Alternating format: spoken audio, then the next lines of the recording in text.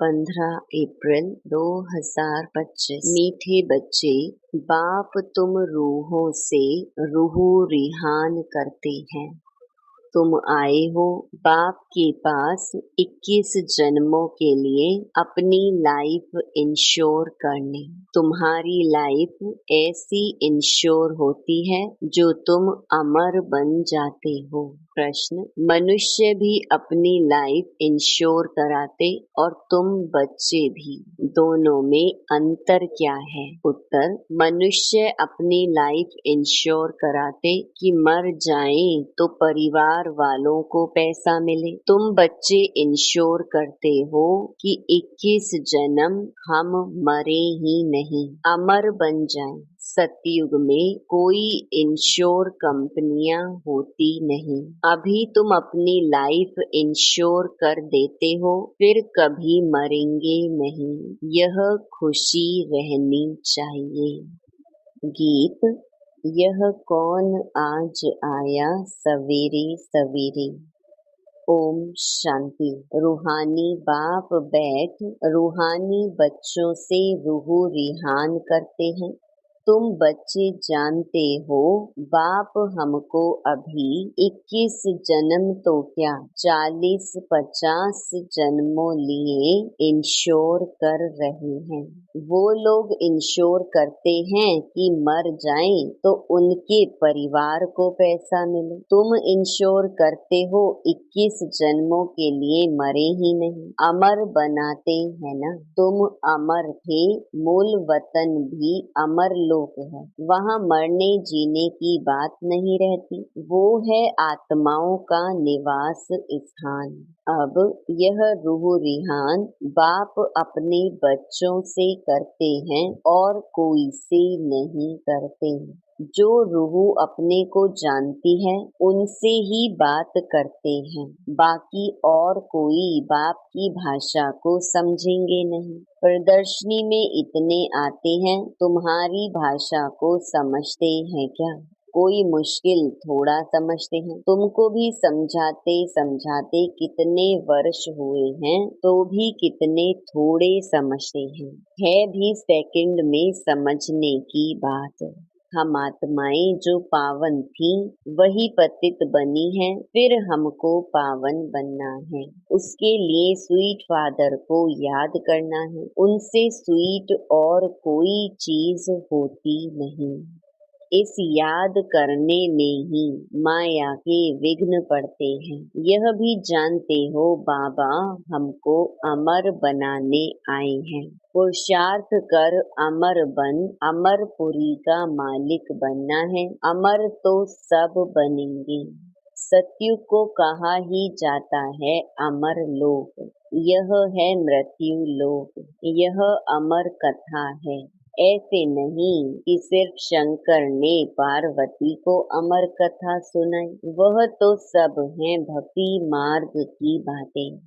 तुम बच्चे सिर्फ मुझ एक से ही सुनो। मामेकम याद करो, ज्ञान मैं ही दे सकता हूँ। ड्रामा प्लान अनुसार सारी दुनिया तमो प्रधान बनी है। अमरपुरी में राज्य करना उसको ही अमर पद कहा जाता है। वहाँ इंश्योर कंपनियां आदि होती नहीं। अभी तुम्हारी लाइफ इंश्योर कर रही है। तुम कभी मरेंगे नहीं, यह बुद्धि में खुशी रहनी चाहिए। हम अमरपुरी के मालिक बनते हैं तो अमरपुरी को याद करना पड़े। वाया मूल वतन ही जाना होता है। यह भी मन मना भव हो जाता। मूल वतन है मन मना भव, अमरपुरी है मध्याजी भव। हर एक बात में 2 अक्षर ही आते हैं। तुमको कितने प्रकार से अर्थ समझाते हैं तो बुद्धि में बैठे। सबसे जास्ती मेहनत है ही इसमें अपने को आत्मा निश्चय करना है। हम आत्मा ने यह जन्म लिया है। 84 जन्म में भिन्न भिन्न नाम रूप देश काल फिरते आए हैं। सतयुग में इतने जन्म, त्रेता में इतने, यह भी बहुत बच्चे भूल जाते हैं। मुख्य बात है अपने को आत्मा समझ स्वीट बाप को याद करना। उठते बैठते यह बुद्धि में रहने से खुशी रहेगी। फिर से बाबा आया हुआ है, जिसको हम आधा कल्प याद करते थे कि आओ आकर पावन बनाओ। पावन रहते हैं मूल वतन में और अमरपुरी सतयुग में। भक्ति में मनुष्य पुरुषार्थ करते हैं मुक्ति में व कृष्णपुरी में जाने के लिए।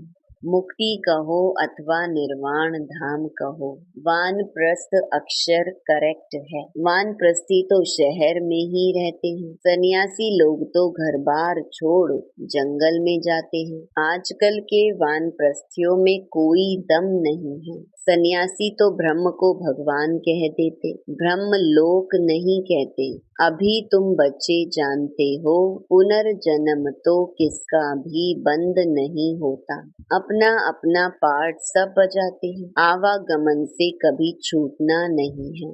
इस समय करोड़ों मनुष्य हैं और भी आते रहेंगे, पुनर्जन्म लेते रहेंगे। फिर फर्स्ट फ्लोर खाली होगा। मूल वतन है फर्स्ट फ्लोर, सूक्ष्म वतन है सेकंड फ्लोर, यह है थर्ड फ्लोर अथवा इनको ग्राउंड फ्लोर कहो। दूसरा कोई फ्लोर है नहीं। वह समझते हैं स्टार्स में भी दुनिया है, ऐसे है नहीं। फर्स्ट फ्लोर में आत्माएं रहती हैं, बाकी मनुष्यों के लिए तो यह दुनिया है। तुम बेहद के वैरागी बच्चे हो। तुम्हें इस पुरानी दुनिया में रहते हुए भी इन आँखों से सब कुछ देखते हुए नहीं देखना है। यह है मुख्य पुरुषार्थ, क्योंकि यह सब खत्म हो जाएगा। ऐसे नहीं कि संसार बना ही नहीं है, बना हुआ है, परंतु उनसे वैराग्य हो जाता, अर्थात सारी पुरानी दुनिया से वैराग्य। भक्ति, ज्ञान और वैराग्य। भक्ति के बाद है ज्ञान, फिर भक्ति का वैराग्य हो जाता। बुद्धि से समझते हो कि यह पुरानी दुनिया है, यह हमारा अंतिम जन्म है। अभी सबको वापस जाना है। छोटे बच्चों को भी शिव बाबा की याद दिलानी है। उल्टे सुलटे खान पान आदि की कोई आदत नहीं डालनी चाहिए। छोटेपन से जैसी आदत डालो वैसी आदत पड़ जाती है। आजकल संग का दोष बड़ा गंदा है। संग तारे कुसंग बोरे, यह विषय सागर वैशाल्य है। सत तो एक ही परम पिता परमात्मा है, गॉड इज वन कहा जाता है। वह आकर सत्य बात समझाते हैं। बाप कहते हैं, हे रूहानी बच्चों, मैं तुम्हारा बाप तुमसे रूह रिहान कर रहा हूँ। मुझे तुम बुलाते हो ना, वही ज्ञान का सागर पतित पावन है। नई सृष्टि का रचयिता है, पुरानी सृष्टि का विनाश कराते हैं। यह त्रिमूर्ति तो प्रसिद्ध है, ऊंच ते ऊंच है शिव। अच्छा, फिर सूक्ष्म वतन में है ब्रह्मा विष्णु शंकर। उन्हों का साक्षात्कार भी होता है, क्योंकि पवित्र है ना। उन्हों को चैतन्य में इन आँखों से देख नहीं सकते, बहुत नौधा भक्ति से देख सकते हैं। समझो कोई हनुमान का भक्त होगा तो उनका साक्षात्कार होगा। शिव के भक्त को तो झूठ बताया गया है कि परमात्मा अखंड ज्योति स्वरूप है। बाप कहते हैं, मैं तो इतनी छोटी सी बिंदी हूँ। वह कहते अखंड ज्योति स्वरूप अर्जुन को दिखाया। उसने कहा, बस मैं सहन नहीं कर सकता हूँ। उनको दीदार हुआ तो यह गीता में लिखा हुआ है। मनुष्य समझते हैं अखंड ज्योति का साक्षात्कार हुआ। अब बाप कहते हैं, यह सब भक्ति मार्ग की बातें दिल खुश करने की हैं। मैं तो कहता ही नहीं हूँ कि मैं अखंड ज्योति स्वरूप हूँ। जैसे बिंदी मिसल तुम्हारी आत्मा है, वैसे मैं हूँ। जैसे तुम ड्रामा के बंधन में हो, वैसे मैं भी ड्रामा के बंधन में बांधा हुआ हूँ। सब आत्माओं को अपना अपना पार्ट मिला हुआ है। पुनर्जन्म तो सबको लेना ही है, नंबर वार सबको आना ही है। पहले नंबर वाला फिर नीचे जाता है। कितनी बातें बाप समझाते हैं। यह समझाया है कि सृष्टि रूपी चक्र फिरता रहता है।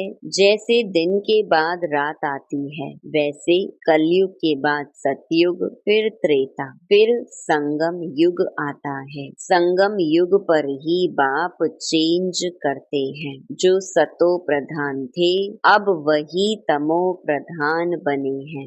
वही फिर सतो प्रधान बनेंगे। बुलाते भी हैं, हे पतित पावन आओ। तो अब बाप कहते हैं, मन मना भव। मैं आत्मा हूँ, मुझे बाप को याद करना है।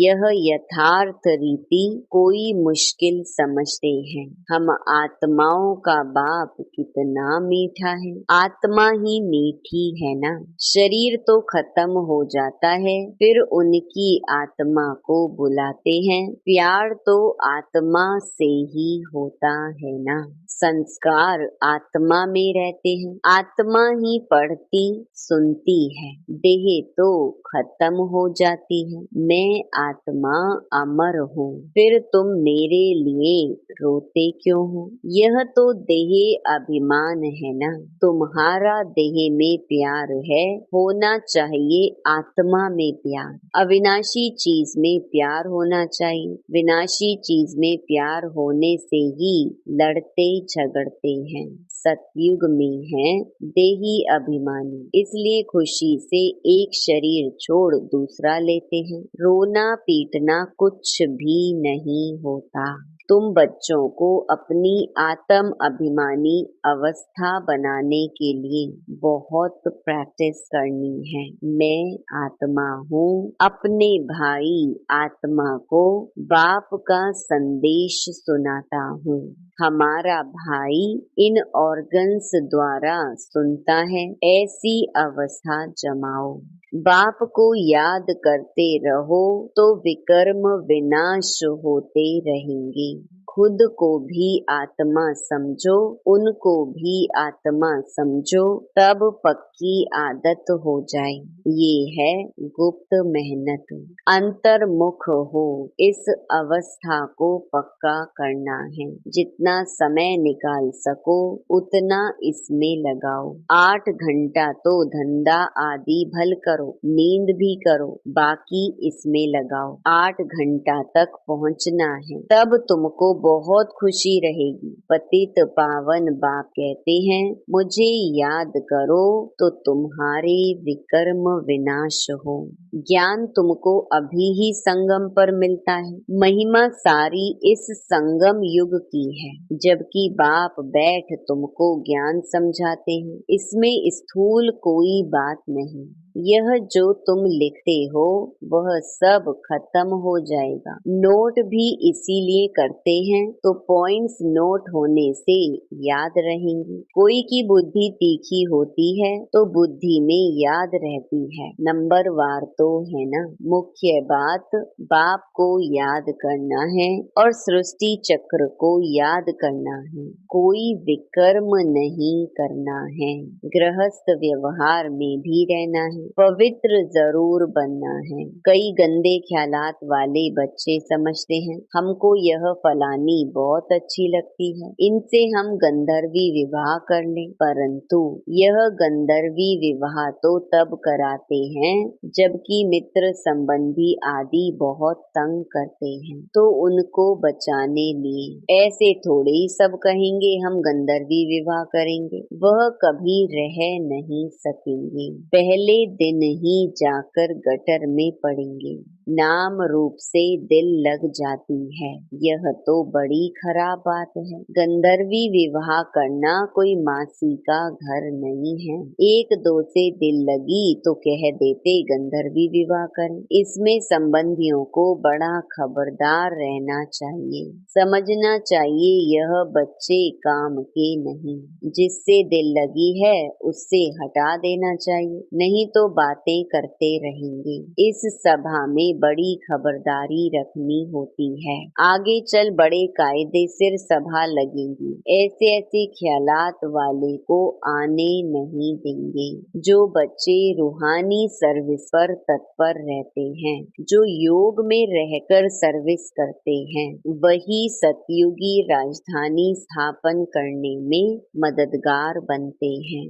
सर्विसेबल बच्चों को बाप का डायरेक्शन है, आराम हराम है। जो बहुत सर्विस करते हैं वह जरूर राजा रानी बनेंगे। जो मेहनत करते हैं, आप समान बनाते हैं, उनमें ताकत भी रहती है। स्थापना तो ड्रामा अनुसार होनी ही है। अच्छी रीति सब पॉइंट्स धारण कर फिर सर्विस में लग जाना चाहिए। आराम भी हराम है। सर्विस ही सर्विस, तब ऊंच पद पाएंगे। बादल आए और रिफ्रेश होकर गए सर्विस पर। सर्विस तो तुम्हारी बहुत निकलेगी, किस्म किस्म के चित्र निकलेंगे जो मनुष्य झट समझ जाएं। यह चित्र आदि भी इम्प्रूव होते जाएंगे। इसमें भी जो हमारे ब्राह्मण कुल के होंगे वह अच्छी रीति समझेंगे। समझाने वाले भी अच्छे हैं तो कुछ समझेंगे।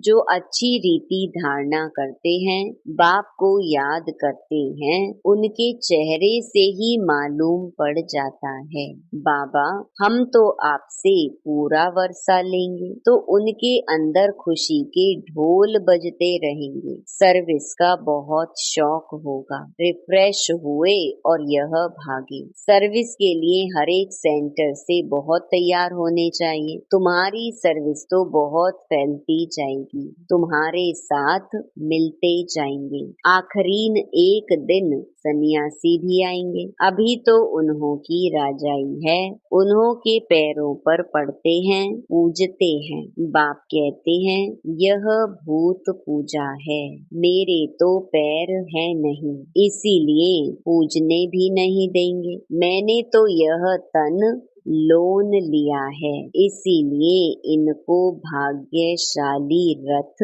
कहा जाता है। इस समय तुम बच्चे बहुत सौभाग्यशाली हो, क्योंकि तुम यहाँ ईश्वरीय संतान हो। गायन भी है आत्माएं परमात्मा अलग रहे बहुकाल। तो जो बहुत काल से अलग रहे हैं वही आते हैं, उनको ही आकर पढ़ाता हूँ। श्री कृष्ण का यह अंतिम जन्म है, इसीलिए नाम भी इस एक का श्याम सुंदर पड़ा है। शिव का तो किसी को पता नहीं है कि क्या चीज है। यह बात बाप ही आकर समझाते हैं। मैं हूँ परम आत्मा, परम धाम में रहने वाला हूँ। तुम भी वहाँ के रहने वाले हो। मैं सुप्रीम पतित पावन हूँ। तुम अभी ईश्वरीय बुद्धि वाले बने हो। ईश्वर की बुद्धि में जो ज्ञान है वह तुमको सुना रहे हैं। सतयुग में भक्ति की बात नहीं होती, यह ज्ञान तुमको अभी मिल रहा है। अच्छा, मीठे मीठे सिकिलधे बच्चों प्रति माता पिता बाप दादा का याद प्यार और गुड मॉर्निंग। रूहानी बाप की रूहानी बच्चों को नमस्ते। धारणा के लिए मुख्य सार। पहला, अंतर्मुखी होकर अपनी अवस्था को जमाना है, अभ्यास करना है। मैं आत्मा हूँ, अपने भाई आत्मा को बाप का संदेश देता हूँ। ऐसे आत्म अभिमानी बनने की गुप्त मेहनत करनी है। दूसरा, रूहानी सर्विस का शौक रखना है। आप समान बनाने की मेहनत कर करनी है। संग का दोष बड़ा गंदा है, उससे अपने को संभालना है। उल्टे खान पान की आदत नहीं डालनी है। वरदान, विश्व कल्याण के कार्य में सदा बिजी रहने वाले विश्व के आधार मूरत भव। विश्व कल्याणकारी बच्चे स्वप्न में भी फ्री नहीं रह सकते। जो दिन रात सेवा में बिजी रहते हैं, उन्हें स्वप्न में भी कई नई नई बातें, सेवा के प्लान व तरीके दिखाई देते हैं। वे सेवा में बिजी होने के कारण अपने पुरुषार्थ के व्यर्थ से और औरों के भी व्यर्थ से बचे रहते हैं। उनके सामने बेहद विश्व की आत्माएं सदा इमर्ज रहती हैं। उन्हें जरा भी अलबेलापन आ नहीं सकता। ऐसे सेवाधारी बच्चों को आधार मूरत बनने का वरदान प्राप्त हो जाता है। स्लोगन, संगम युग का एक एक सेकंड वर्षों के समान है, इसीलिए अलबेलेपन में समय नहीं गवाओ। अव्यक्त इशारे, कंबाइंड रूप की स्मृति से सदा विजयी बनो, जिसके साथ स्वयं सर्वशक्तिवान बाप कंबाइंड है। सर्व शक्तियाँ स्वतः उनके साथ होंगी। जहाँ सर्व शक्तियाँ हैं, वहाँ सफलता ना हो यह असंभव है। कोई अच्छा साथी लौकिक में भी मिल जाता है तो उसको छोड़ नहीं सकते। ये तो अविनाशी साथी है, कभी धोखा देने वाला साथी नहीं है, सदा ही साथ निभाने वाला साथी है। तो सदा साथ साथ रहो। अच्छा, ओम शांति।